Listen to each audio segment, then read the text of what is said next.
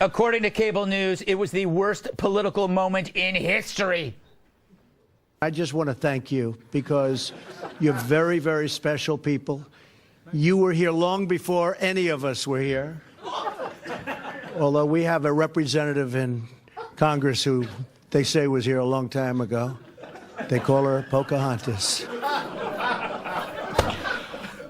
It's just beautiful. But that sent the chatterballs chatterballing.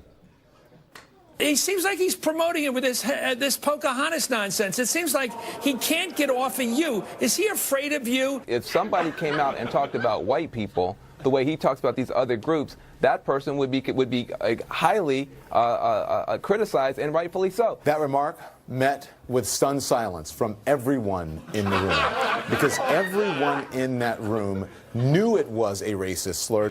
All right, someone should buy stock in fainting couches.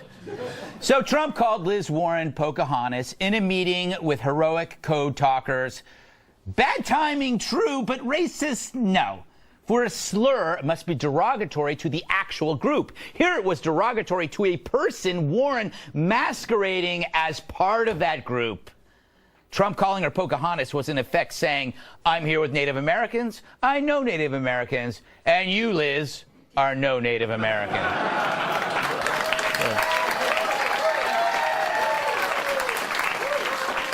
An old Lloyd Benson favorite. Here's an analogy. Let's say you're Joe Scarborough, and I'm sorry. And you lamely try to play guitar, and then you see him and you say, hey, nice tune, Hendrix. That's not a slur against Jimi Hendrix. It's a jab at Joe, who's making a mockery of Hendrix's art. It's like when Chris Cuomo says something really, really stupidly obvious, and Wolf Blitzer looks at him and says, no Sherlock. Anyway, the experts on all things racist can't see that Liz Warren piggybacks on real Native Americans. But the reflex to shout racist exposes the irrational, emotionally charged bubble these people live in, which then Trump loves trolling. See the fake news trophy, which he says should be given out to the network that lies the most about our most favorite president, which is him, Trump says. And that little joke turned the media into molten jelly.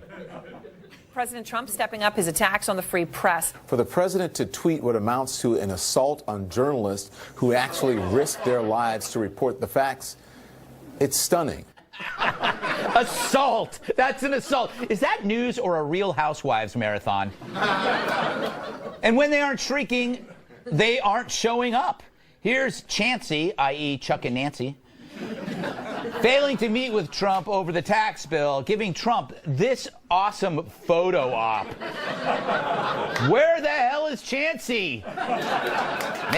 Maybe they had other plans. Ironing Conyers' pants.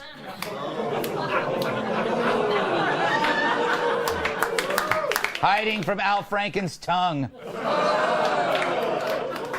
Locked in Matt Lauer's office. All right, finally. Last but not least, the other no-show, CNN, boycotting the White House Christmas party.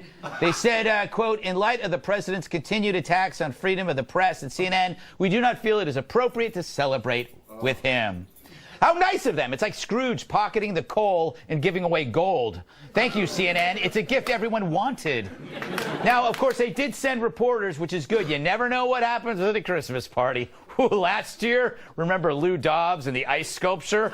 The emergency room still talks about it. Now, being at Fox News, we love to poke Yuletide fun at CNN. They're the Tiny Tim of news, cute and pious. And have you noticed they must be shown in every airport or Democrats complain? But I get CNN. Why attend a party hosted by a guy who constantly insults you? Even if it's in Bill Hemmer's hot tub, it's not worth it. Sorry, Bill. But there are two reasons why CNN should have showed up. First, he is the president, so you should go. Even when Obama complained about FNC, we went. Even Kilmeade came, and everyone hates him. Second, not going suggests a failure to comprehend Trump even after a year of his nonstop trash talk. At this point, if you still take that seriously, you're like Gramps using a rotary phone. Get with the times, CNN. And really, be grateful you're even invited. I wasn't invited to the Christmas party. Everyone else at the 5 and Fox News was. I would have gone, even to play an elf.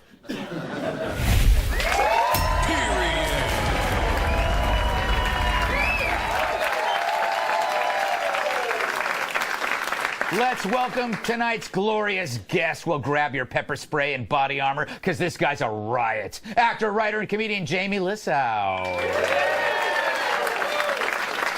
She is so bright, you can see her from space. The Federalist staff writer, Bree Payton. She's as brassy as I am gassy, and that's a lot. National Review reporter, Catherine Tim. And finally, he can inflate a blimp in 3 breaths. Former bodyguard, my massive sidekick, Tyrus.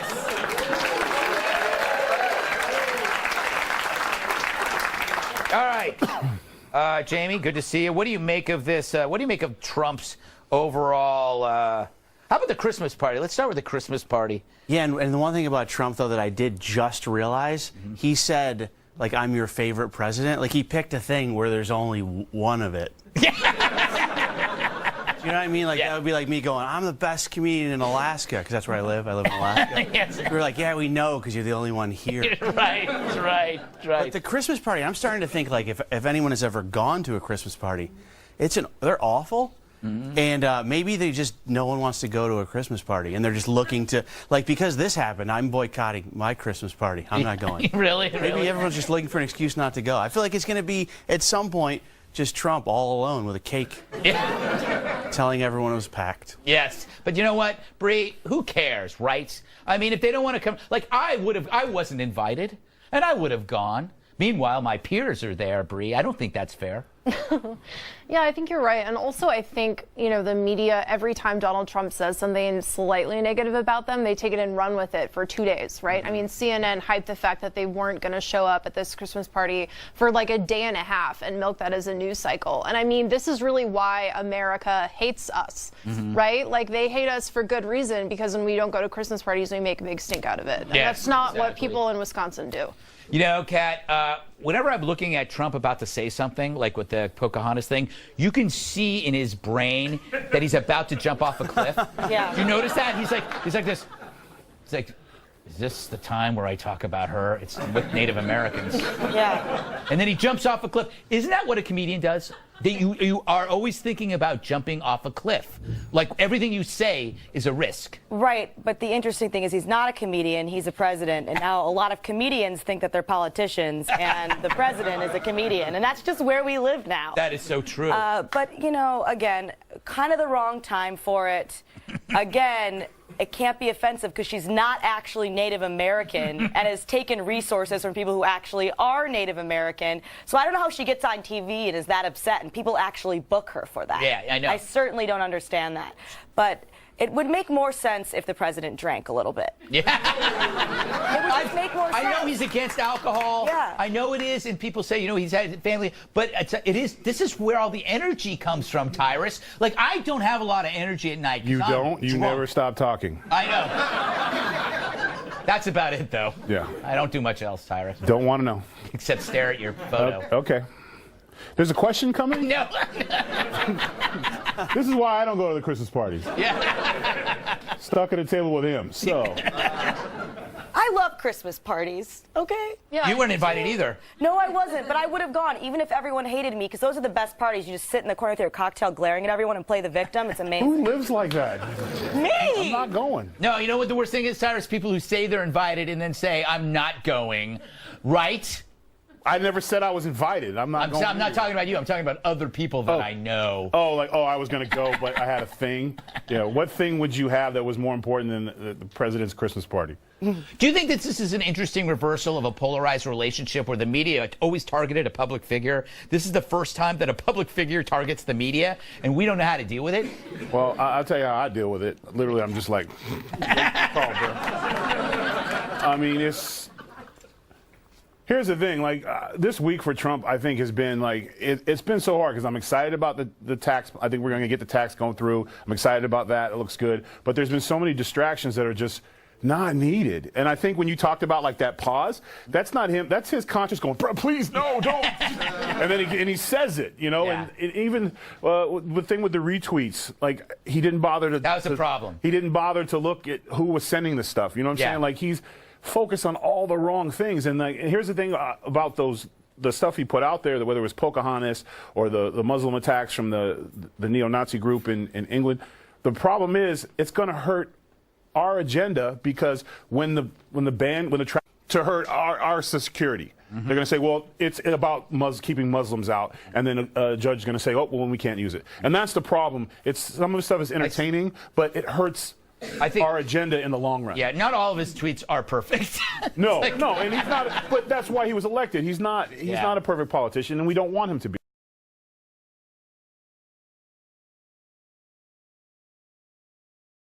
It looks like, you know, like when you give your dog part of your steak? Yes. And he's like...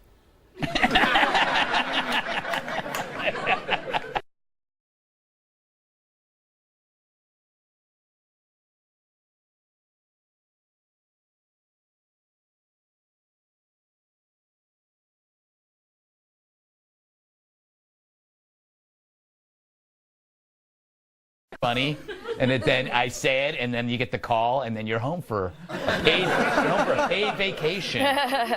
It's true. Prince Harry is set to marry. Let's toast with some sherry. The royal wedding we'd like to see. That's next.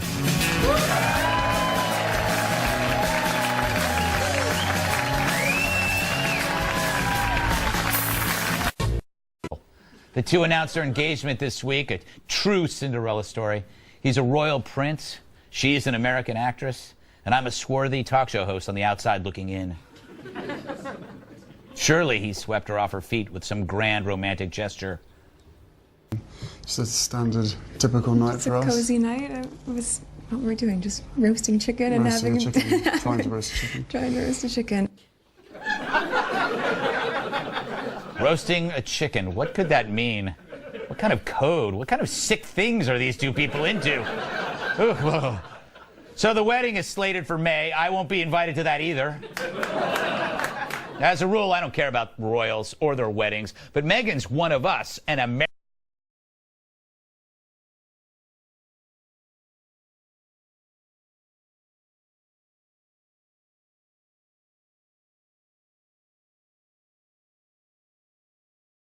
By the next generation of antiquated government. Watch two great nations bury the hatchet from the War of 1812, 206 years later. It's the Wedding Royale Extravaganza, live from an old red phone booth. Witness the mover, the shaker, the Nazi costume maker, Prince Harry, as he ties the knot with American actress and aspiring chimney sweep Meghan Markle. This wedding will get you more Union jacked up than William Wallace at Falkirk.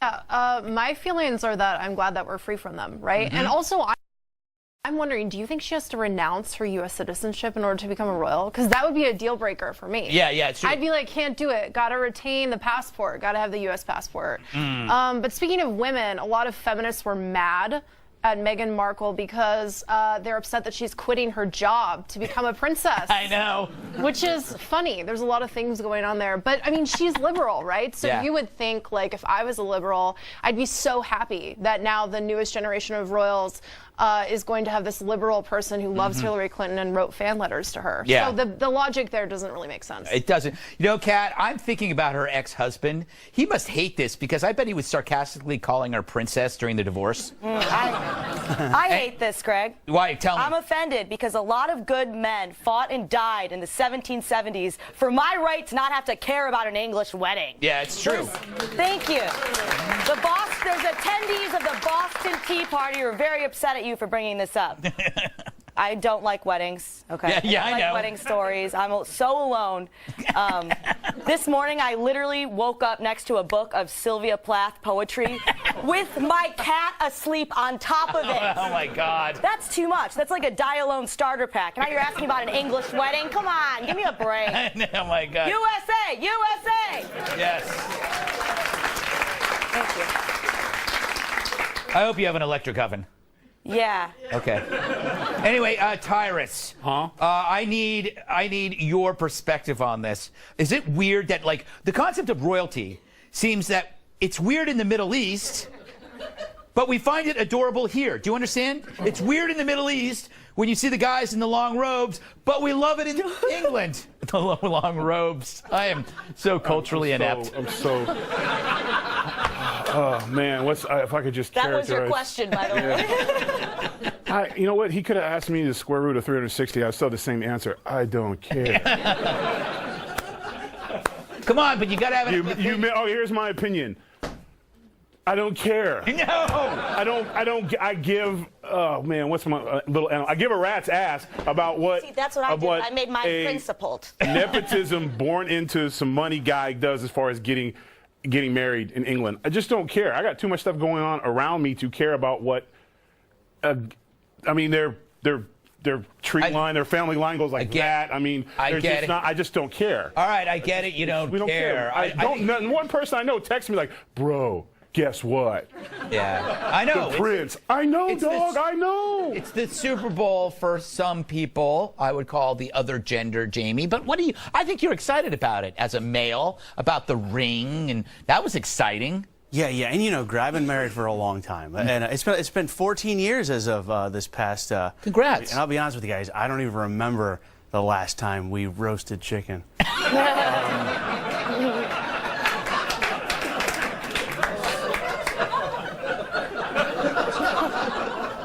We have similarities, though, me and the prince. The ring he got, if you guys saw, it's beautiful. It's really big.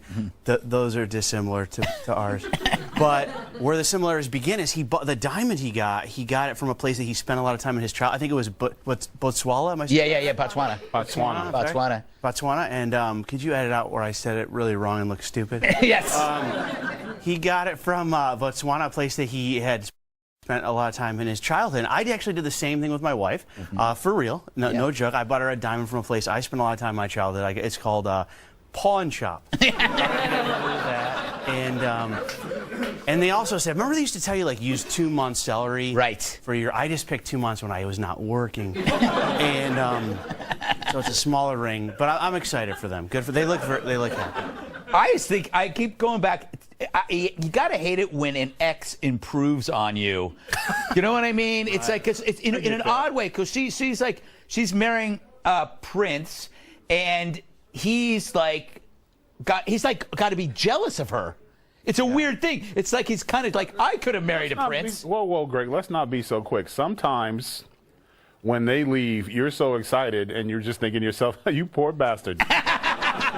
Enjoy, bruh. I give it 6 months. You know, I think you're right, though. Sometimes divorced dudes like, bye. Yeah, you know what? Like, bye. The other part of the story is she's leaving one of her dogs behind because I think he's too sick to travel. Is that the case? But how can a dog? I mean, you're in the air. You're not swimming across the Atlantic. Like a dog, they could rent a private jet. What kind of a person leaves their dog like, bye, sorry, I got to go, get married.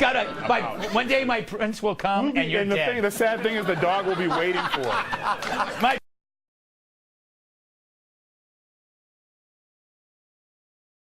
Story about Victoria's Secret, which allows us to run tape of Victoria's Secret.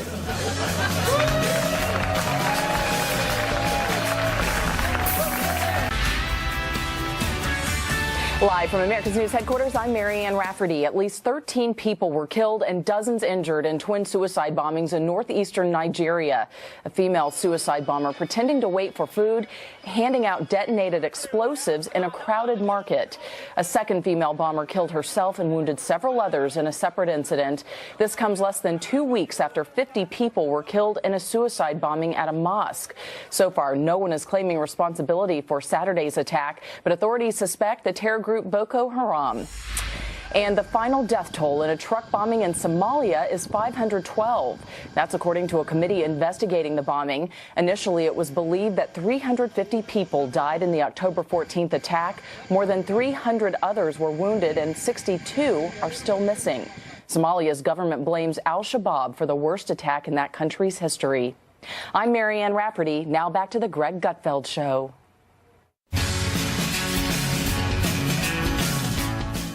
There's foul play among the lingerie. Leftists declaring martial law on the lacy bra. Social justice warriors accuse this week's Victoria's Secret fashion show of cultural appropriation.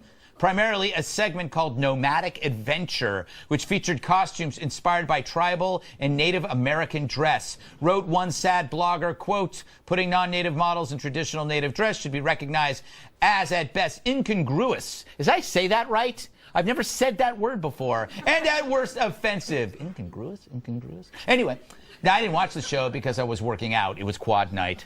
But it's an important story. It's an important story because it's the exact opposite of something happening at Brown University. Get this. According to the College Fix, the school is changing its grad school application to allow students to self-identify as persons of colors. So to some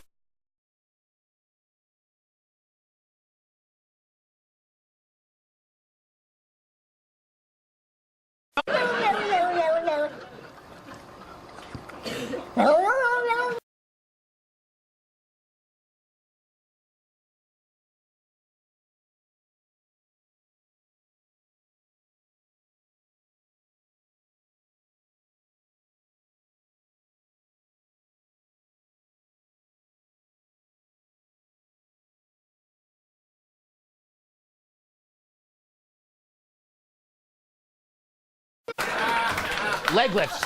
Leg lifts. Leg lifts. Leg lifts, squats. Yeah. I don't use weights. I use body resistance of my trainer. Okay. I asked. Trainer is a guy I met in a park. Look, man. Look, either have an answer or I'm not coming to you for the rest of the show.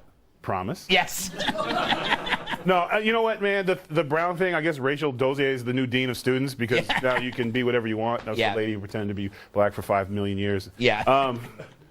Here's the thing. If you want to be whatever you want in your safe space at college, go for it. Because eventually you have to be in the real world. Mm-hmm. And when I was in college and we had friends and me and the brothers, we kind of hung out. And every once in a while we'd have a few of the white guys we played ball with become buddies with us. And everything would be cool. And they'd be part of the group. And everything would be great. And then one night they would have too much fun. And they would say just the wrong thing culturally. And they would be reminded that we're cool, but we're not that cool.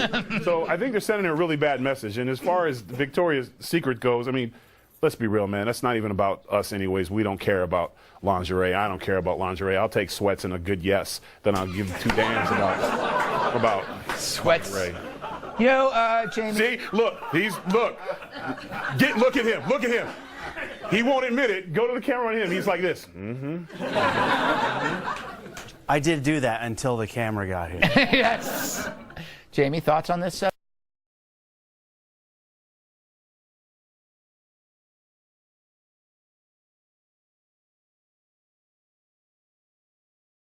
Didn't think this through completely.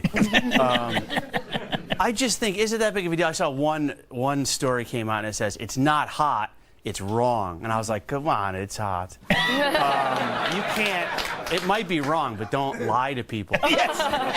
And then and some of those pictures were hard to look away from. I don't know if you noticed, but a couple of the girls had huge, gigantic fake wings. I know. And did people used to fly? What does that even mean? It's amazing. They're angels. Oh, sent from hot angel land, I guess. Bree, is cultural appropriation everywhere. Everything we do is taken from some other culture, right? Right, because we live in a Western civilization, and that's kind of the point of Western civilization, is that we have a long history of appropriating things. Yes. Right, in ways that are nice and sometimes in ways that are not nice. But, you know, the logic that you pointed out of, in some circles, it's okay to self-identify as a certain race, but if you dress up like one, that's not okay. I mean, it hurts my head like wearing a tight Indian feather headband. You know what I mean? Yeah. And I do think that, you know, the goalposts are just forever changing, and I think that that's intentional, right? I mean, these are the people that gave us the perpetual revolution. It never ends, Kat. Yes, Greg? I predict this will culminate in specific self-identification. Like you could identify perhaps as a specific historical figure who is dead. What if you decided that you woke up and you wanted to be Benjamin Franklin? I do. Yes, I thought so. I am. From now on, you have to call me Benjamin. Yes. And treat me with that kind of respect. No, when we talk about this cultural appropriation stuff and the Victoria's Secret stuff, I want to quit my job, quit my life, and just spend time going around reminding all of these people that we are actually all going to die someday. Yes, that is true. And nobody's going to be on their deathbed like, I wish I'd spent more time attacking culturally insensitive underwear. And I feel so bad dying before I've done it, but it's so hard to live in a world where underwear is not always perfectly politically correct. I mean, this took time out of this person's life, which is limited, to write. Was it the best use? No. I would say no. No. Good point.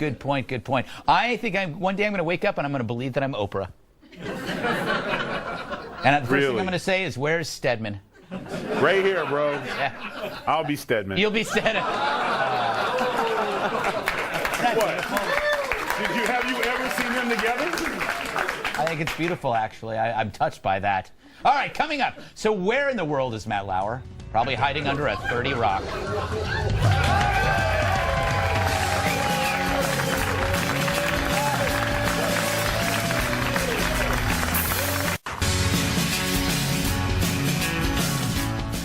Here today, gone tomorrow.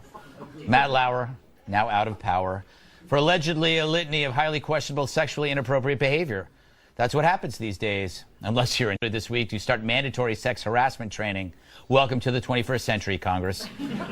Meantime, a Detroit attorney named Dana Nessel is running for Michigan Attorney General on this platform.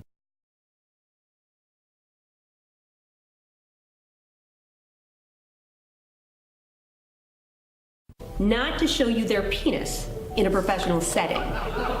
Is it the candidate who doesn't have a penis? I'd say so.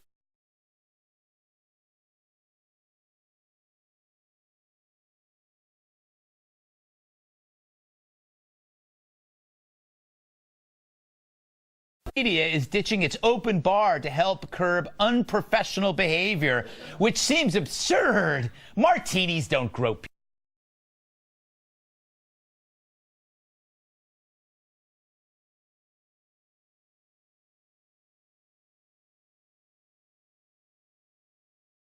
Kat, do you want to talk about the death of the open bar? Yeah, well, the interesting thing about this no alcohol party, which I can't believe I just said interesting and no alcohol party in the same phrase there, is that all the news doesn't really have anything to do with alcohol. Right. Matt Lauer, totally sober when he apparently asked for that little rape button underneath his desk, and everyone else who helped him install it as if it was normal was apparently totally sober too. These people were at work. It's not alcohol, it's that he's a bad dude and he's a predator. And we need, bad dude, predator. And we need to take men out of positions of power if they are abusing their power to prey on the weak. Don't take our booze. That's not what we need to take away. You know what really ticks me off is when a trend occurs and soils a word. The movie Predator is so good. It is. And now you can't. I don't think you can watch Predator anymore, Jamie. It's so. You ever seen the movie Creepy Rapist? You can't even say that anymore. I think. Let me ask you about this open bar thing. Is this kind of like an unnecessary consequence of fear and panic, or is it legit? It's weird, man. I have never been to a wedding that did not have an open bar because I don't go. I think it's a good message. It's a message of saying, hey, nobody's getting blasted at this party and doing something they regret unless they bring cash. Yes. That's the barrier to entry. Right? Don't you just buy drinks? Yeah, no, I'm afraid you're going to have to buy drinks. You know what I do like, though? I've drank in my past. I had a very storied drinking career. And but I do like that it takes away, I think it's the amateur drunks that cause the most problems. You're right. And I feel like the professional drunk is going to drink anyway. He's going to drink beforehand. The Christmas party is where you have people that don't normally drink. Yes. Drinking in the open bar, being free, is an opportunity for bad things to happen. So I don't mind it at all. Yeah, they call it the amateur hour, Bree. What do you make of this story? You know, if you had told me a year ago that sexual immorality would be cool again, I wouldn't believe you. And if you were saying that Vox was forging the way, I definitely wouldn't believe you. But that's really what's happening now, right? And the whole thing is really funny because they're the same people that made fun of Mike Pence. Right. For being like, oh, I don't get trashed. Life, right? They were like, wow, how backward. And then the Christmas party, that's the theme, right? Being sober. So that's just interesting twist. Yeah, the Pence thing was, I'm never alone with anybody. I won't have who dinner isn't my with a wife. woman unless my wife is present. Yeah, exactly. Genius. Yeah, it is. Do you agree with it? I have to. Yeah, yes. I have to. Here's the thing about the open bar and Congress getting sexual harassment training. I'm assuming that when you get into political office, you've had another job, you've had education and life experience. Do you really need training on what is right to do and what not right to do with another human being? So, and to put it all together, bringing up things like the open bar, bringing up things like training, it's because we can't have that conversation yet. Yes. We cannot have a real conversation about sexual harassment. We cannot, until we're able to have a real conversation when we say things that maybe you don't want to hear, but it's the truth. Until we can have that conversation, we're going to continue to do things like this. We just can't have it. We can't have a conversation because the uncomfortable questions about it can get you into trouble. You could lose your career off asking an honest question. Yeah, so you just don't. So we can't, until we have that conversation. It's the conversation that you're having when you're not in front of a camera, when you're sitting at home or you're in a coffee shop or whatever. Yeah. We can have that conversation on this platform, then we'll see some change. Where are all, I got a good point. No. Gotta go. I'm just wondering where all of these men are going when they get shamed. Is there like a retirement community for older handsy men? They're all just wandering around. They're all in their late 60s or 70s. Matt Lauer's 86. I would imagine. Know that? I would imagine it's a lot of watching Law and Order. Yeah.